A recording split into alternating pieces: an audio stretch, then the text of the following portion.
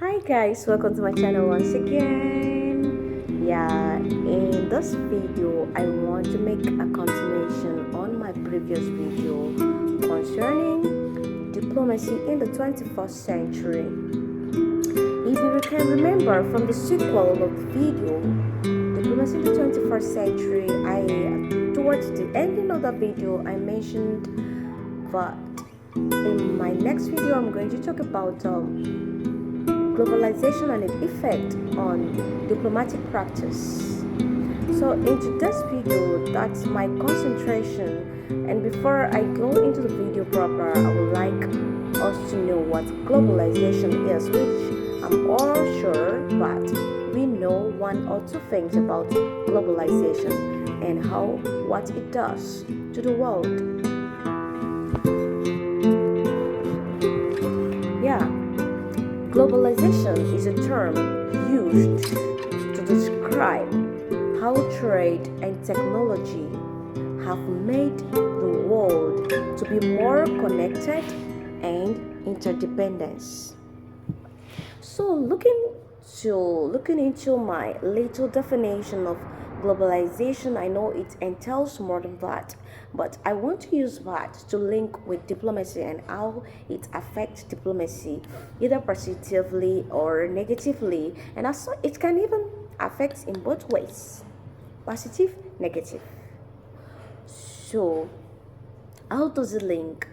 Like I said, we know what diplomacy is and what it was known to be then and what it is today. Diplomacy then was seen as a private affair or a secret affair within a nation, within a geographical location. But due to globalization, due to technology, due to trade, diplomacy has changed to a private diplomacy to a public diplomacy. In this present world or modern day diplomacy.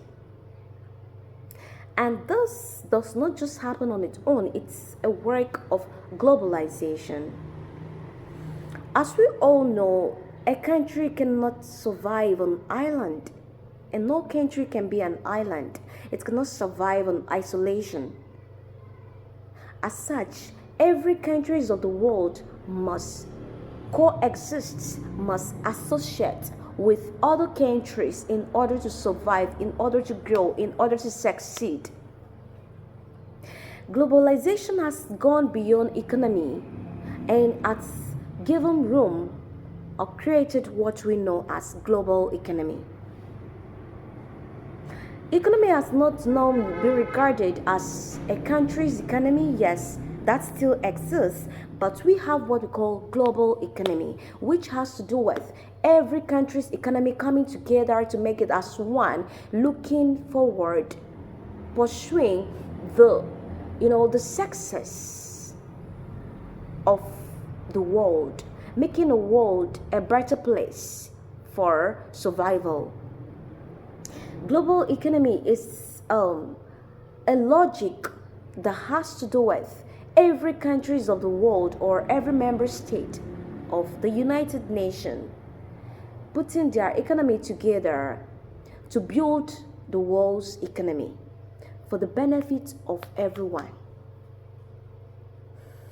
Well, this I don't know how effective it is, but as the videos goes, you will try and you'll be able to see that there is an interconnection and there is a positive and negative effect of globalization on diplomacy.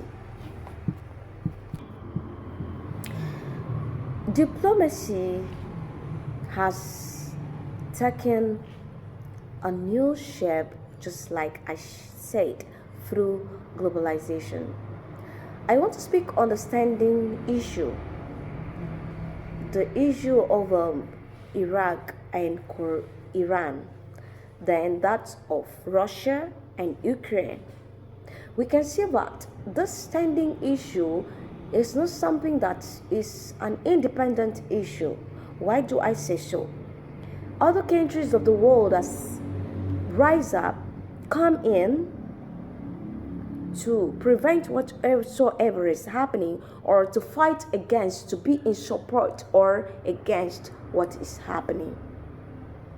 And this is the work of globalization. If we may say the war between Ukraine and Russia, it can be seen as a first me, a first you kind of issue. But why has it become an international problem? Why do other countries of the world, why do the world powers, so to say, the permanent members of the United Nations have to interfere or intervene in the issue? This is the work of globalization, that there is no country that survives on isolation. US have to come in, China have to come in, and other world countries in aid to maintain peace. And if something is done aside peace, that means it will lead to what we call a third world war.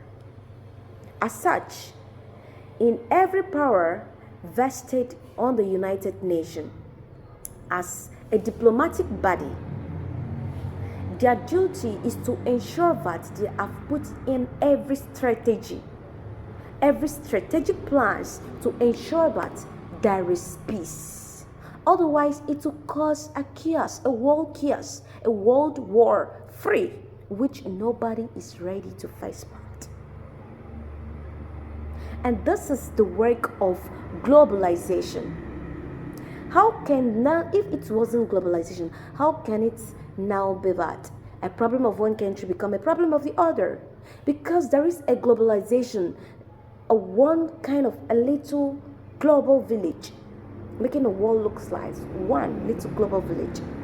Other countries have to come in and make it an international problem, a global problem. A war, there is one adage that goes around every member state of the United Nations, war that's among the allied states, so to say, not actually the United Nations, because you can be a member of the United Nations and that country is actually not your ally state. You being a member there does not mean you're an ally. You have an ally state and you're also a member of the United Nations. So there is one adage among the ally states: war against one is war against all. So now diplomacy has not been a private thing anymore. You do not have that privacy anymore. You cannot make a foreign policy that will affect your ally country, your ally. You have to make a policy that favors you as a country and favors your partner, your ally state,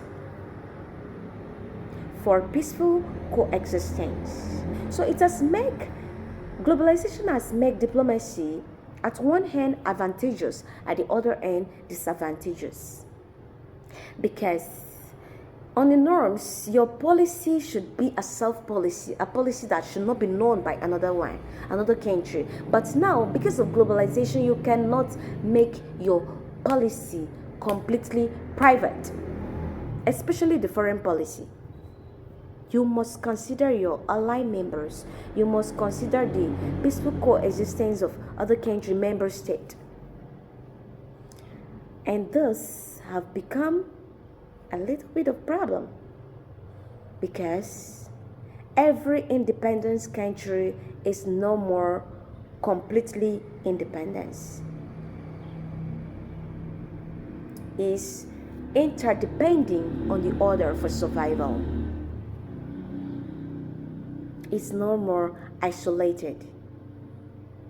It's associated with others for a living. So guys, I would like to hear your take on this issue. Has globalization make more of positive effect on diplomacy or more of negative effect? What is your take? What do you think about this high rising of technology and international trade, which is globalization in the world of diplomacy? What is your view? Does it make any meaning? Does he even do the work he's supposed to do in maintaining peace?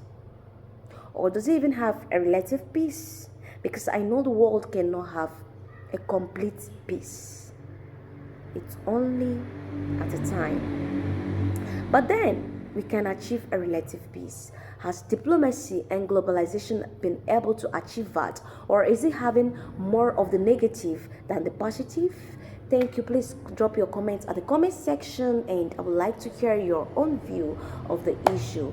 And this particular video will be continued in the next episode. This is just the first phase of the video. It has a sequel. So thank you for staying tuned, and thank you for watching my videos. Don't forget to subscribe.